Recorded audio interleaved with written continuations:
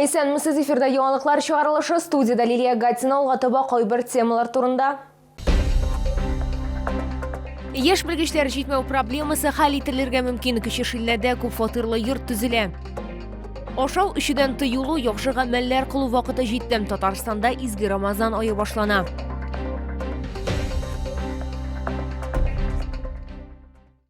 Теманы дәвам итеп, Татарстанда соңгы тәүлектә коронавирус инфекциясы юктыруның 270 яңа очрагы ачыкланган. Татарстан Республикасы Сәламәтлек саклау министрлыгының матбугат хезмәте хәбәр иткәнчә, 29 кеше хастаханәгә озатылган. 18 яшькә кадәрге балалар 86 кеше дип искәрттеләр ведомствода. Иң күп авыручылар Казанда 83 кеше һәм Ярчаллыда 23 кеше. Шулай итеп, 1 апрельгә Татарстан буенча 129,211 кеше терелгән, 813 узган тәүлек. Кеше шилнәдә медицина хезмәткәрләре һәм укытучылар өчен күп фатирлы йорт төзелә. Шул рәвешле Тукай районы хакимияте яшь белгечләрдә авыл җирлегендә эшләргә кызыксыну уятырга ниятли. Бүген районда аеруча шәфкать туташларына кытлык сизелә. Төзүчеләр яңа йорт 24 гаиләгә каралган дип хәбәр итә. Теманы хәбәрчебез Лилия Хабибҗанова дәвам итә. С левой стороны получается у нас трехкомнатная квартира, справа однокомнатная. Там двухкомнатная и 2 однокомнатные квартиры. Һәр катта 6 фатир, аларның һәр кайсы индивидуаль җылтылачак. Проект буенча йорт 4 катлы һәм 24 гаиләгә каралган. Төзелеш прорабы сүзләренчә, фатирларның һәр кайсында балкон булачак. Будут стоять алюминиевые витражи, они будут полностью стекленные. Төзелеш узган елның көзендә башлана, эшләрнең байтагы башкарылган. Бүген объектта 20 ташчы һәм 4 монолитчы эшли. Второй этаж закончили. Третий этаж начали. В мае планируем закончить все 4 этажа. Начинается кровля. И летом будет сделано благоустройство. Заканчиваем, значит, мы в сентябре месяце. В октябре дом должен сдаваться.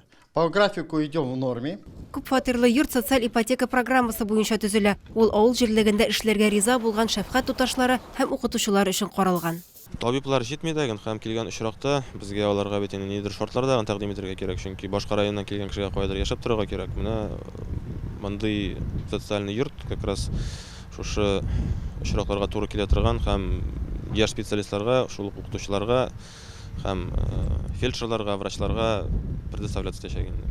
Күп фатирлы йортны быел көз кулланылышка тапшырырга ниятлиләр. Тукай районы хакимияте шәфкать туташларына, укытучыларга кытлык проблемасы азмы күпме хәл ителер дип ышана.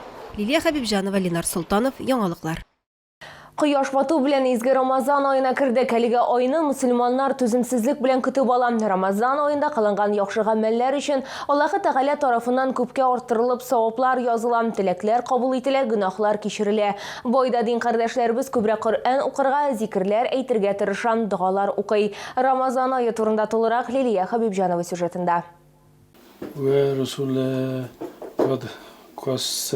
Коръәннең һәр хәрефе өчен Аллаһы Тәгалә әҗр саваплар вәгъдә итә. Рамазан аенда исә саваплар тагын да арттырылып языла. Шуңа күрә дә Рәис Ибраһимов изге китап укуга күбрәк вакытын сарыф итәргә тырыша. Рамазан аенда рухи яктан пакланудан тыш, физик яктан да ныклап чыныгасың ди мөселман кардәшебез.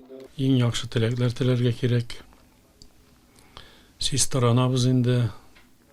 Анда теге яхшы теләкләр теләгәч. Теге организмда систара инде рушеткәндә. Анда теге менә шул ашамыйча торганда инде беләсең теге ашауның нинди тәмле икәнен анда кич белән ашаганда аерылып тора инде. Нәкъ Рамазан аенда Пәйгамбәребез Мөхәммәд саллаллаһу алейхи ва сәлламга Коръән иңдерелә. Бу айда таң атканнан алып кояш баеганга кадәр һәр мөселманга ураза тоту, ягъни ашау-эчүдән, якынлык кылудан баш тарту фарыз. Рамазан аенда һәр кем күбрәк изге гамәлләр кылырга тырыша. Хайырлы гамәлләр кылсак, ана шу уразаларыбызны тотсак, бу кардәшлек аеда инде бергәләп без инде ифтарларда очрашабыз, вәгазьләр тыңлыйбыз, Коръәннәр укыйбыз, шатланабыз. Бусы да бер күңел рәхәте, бу теге ничектер ашау ичүгенә түгел бит инде. Рамазан аенда кылынган һәр яхшылык 10 тапкырдан алып 700-гә кадәр арттырылып языла. Ураза тоткан өчен савапларның исә чиге юк. Фидия инде бирәк кемнәр ураза тота алмаучылар һәм сәламәтлекләре кире әйләнеп кайтмаучылар дип әйтик инде. Аларның күләме, фидияның күләме бүгенге көндә билгеләнде, көненә 300 сум фидияны бирә. Кемнәр, тагын шунысын әйтергә кирәк, кемнәрнең биргә мөмкинлекләре бар. Әгәр дә аларның үзләре дә мохтаҗ икән, ул чиракта инде иншаллаһ Аллаһ Тәгалә кичерүче. Бүген шәһәр мәчетләрендә беренче таравих намазы укылачак. Бер ай дәвамында Коръән тулысынча укылып чыгачак. Иртәгә исә ураза башлана. Лилия Хәбибҗанова, Ленар Султанов, яңалыклар.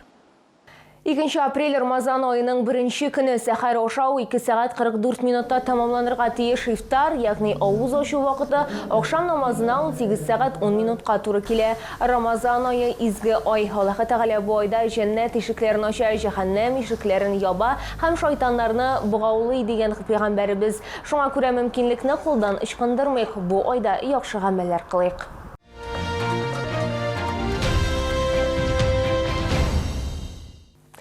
Аларның җырлары халык күңелендә 25 еллык юбилей уңаеннан Күңел радиосы махсус проект «Онытылмас хитлар» концерт тамашасын тәкъдим итте. Чарада Закир һәм Гөлүсә Шахбан, Зөһрә Шәрифуллина, Виталий Агапов, Гөлнара Тимерҗанова, Рәсим Низамов, Гүзәл Әхмәтова һәм башкалар катнашты. Концертның якты мизгелләре безнең камера объективына да эләкте.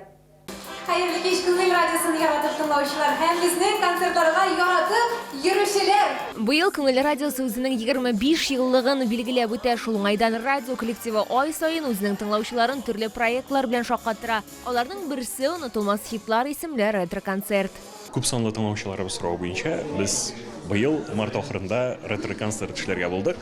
Быел гомумән юбилей, күңелгә 25 һәм шуңа күрә күп төрле чаралар планлаштырыла, концертлар һәм менә шушы «Онытылмас хитлар» тамашасы ул безнең чираттагы проектыбыз.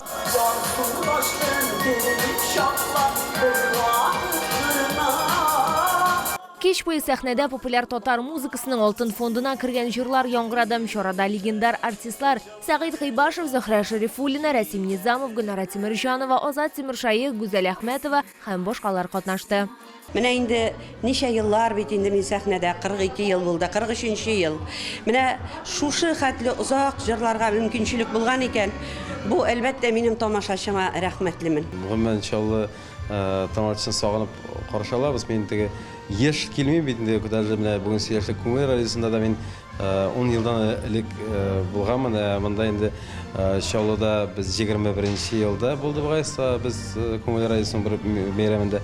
Менә 1 ел күрешмәгәнбез. Күңел радиосының киләсе проекты 17 апрельгә планлаштырыла. 1 августта радио үзенең 25 еллык юбилейын зур концерт белән билгеләп үтәчәк.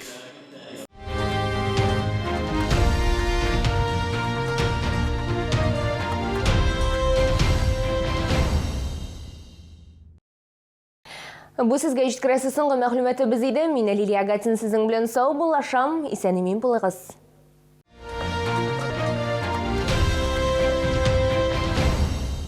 С 30 марта по 2 апреля приглашаем на выставки «Леспром», «Деревообработка», «Мебель-2022», ВЦ «Экспокама». Цифровые слуховые аппараты в наличии в центре Слуховидекс. Широкий ассортимент от бюджетных до премиальных моделей. Телефон 22 2062.